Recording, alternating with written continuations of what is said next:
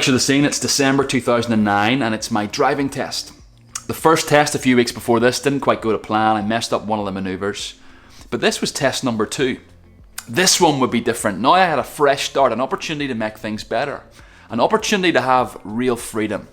Not having to rely on my parents to pick me up and drop me off places. Not having to arrange lifts with friends who could already drive and work around their schedule. No, this was my chance of real freedom. But roughly 4 minutes into the test, the driving instructor turns to me and he says this, Matthew, you do realise you just drove through a red light there, don't you? I turned to him a bit devastated and confused and said, no, I didn't realise that. And see, the test had only just begun, but roughly 4 minutes in, I'd already blown it.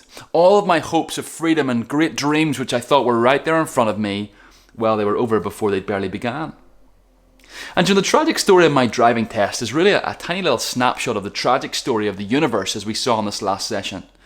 Our hopes and dreams of the world and mankind are sky high when you read Genesis chapter 1 and 2.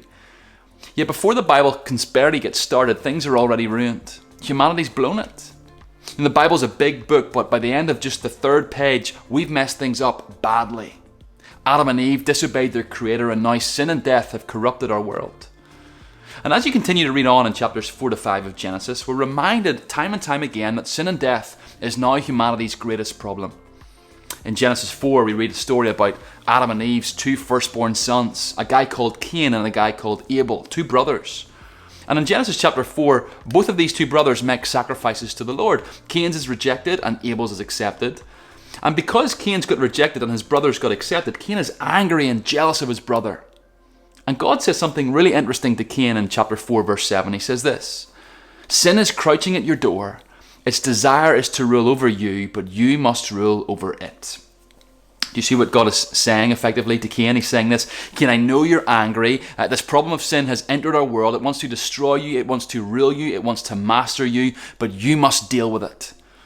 And what does Cain immediately do after this? After being told by God to rule over his sin, to control his sin, he kills his brother.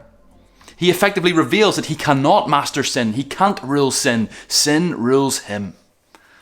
Then in chapter 5, we see this long list of names. It's kind of random. It's the first of many genealogies that we'll see in the Bible. And this genealogy lists all the descendants of Adam. And chapter 5, if we're honest, it's kind of really difficult to read. It's kind of that chapter, Genesis chapter 5, that we typically stumble upon as we're trying to do our Bible in a year reading plan, and we think, what on earth is this about?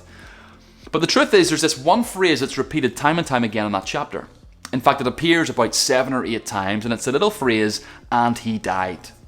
And so you'll see this series of names, and then you'll see the phrase, and he died. And another series of names, and he died, and he died, and he died. Once again, the message is abundantly clear. Because of humanity's sin in the garden, death rules over all. And so if you thought that sin and death finished with Adam and Eve in the garden in Genesis chapter 3, you were most definitely wrong. It's infected and affected all of their descendants. You see, God has promised to rescue his people and deliver them from sin and death.